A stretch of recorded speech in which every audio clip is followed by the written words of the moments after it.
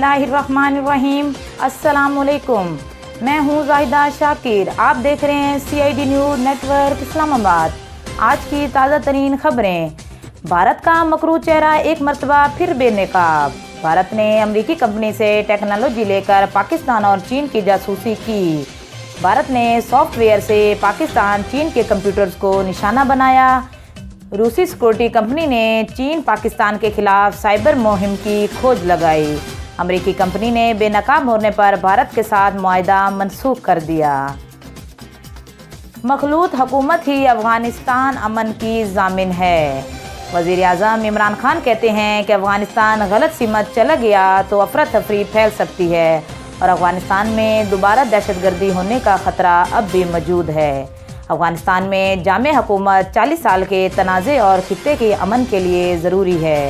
वज़ीर आज़म ने ताजिक सदर को अफ़गान हुकूमत का प्लान पेश कर दिया।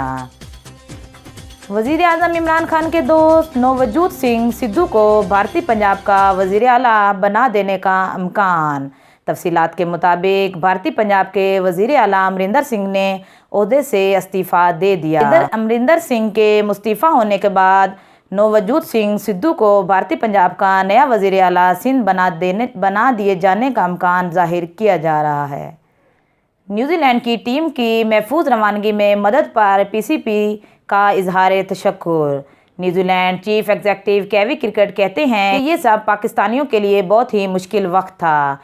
न्यूजीलैंड की टीम दौरा पाकिस्तान की बहुत मुंतज़िर थी, लेकिन जुम्मा को सब कुछ बदल गया। एडवाइजरी बदल गई और थ्रेट लेवल भी बदल गया। अमूमी नौयत से फौरी तौर पर PCB को आगाह किया गया। एडवाइजरी के बाद दौरा ख़त्म करने के अलावा कोई चारा ना था। पेशावर में भी डेंगू के केसेस सामने आने लगे।